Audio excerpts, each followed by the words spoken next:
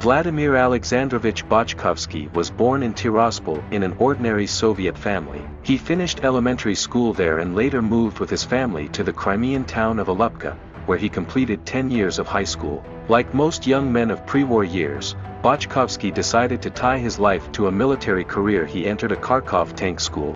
No one could have imagined that in the near future, being just a young man, he would have to go through so many terrible things, and that his youthful dreams and hopes would fade so quickly under the grip of the war years. At the rank of lieutenant, Vladimir Alexandrovich graduated from the college, which had already had time to evacuate to the Uzbek city of Churchik. The young, not yet fully matured graduate had a busy and difficult future ahead of him. The famous Soviet tank man had to go a long way to fight with himself. All the horrific views that opened after each tank battle were painfully echoed in him for a long time. Seeing the blood, the remains of fallen enemies was not at all easy for a young, still only 19 years old teenager. His comrades in arms often saw that after another fight Vladimir simply could not get out of the tank. He was afraid to run into the mutilated bodies of his comrades in arms. As time passed, this mental anguish slowly began to subside. Vladimir became accustomed to the realities of war. From that time on, only the desire for speedy victory moved Bochkovsky's whole being. But victory is never easy.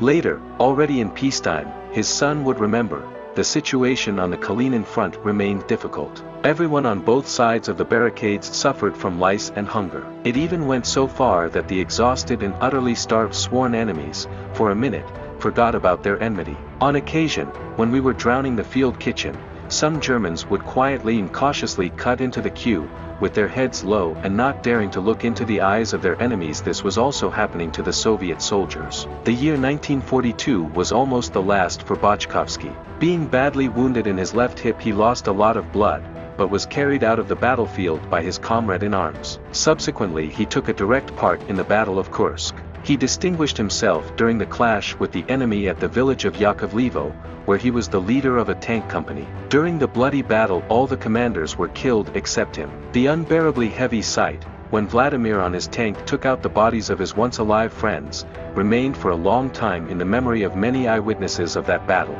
War correspondent Yuri Zhukov recalled, "I met him carrying the bodies of his comrades from tank school on the tank's armor. At the time he was just a boy with a thin neck. As the leader of a tank battalion, in 1944 he and his comrades in arms fought back the Nazis until the main forces of the Red Army pulled up in that direction. Thanks to this he was awarded the title of hero. Already in Poland he performed an incredible maneuver with bypassing of enemy positions and lightning movement of tank formations deep into the rear of the enemy, cutting transport hubs along the way. In the capital of Germany he was wounded in the stomach.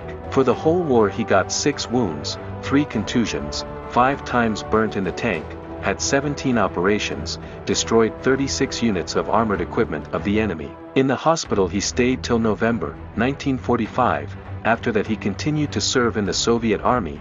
He retired in 1980 with the rank of lieutenant general. He died on May 8, 1999.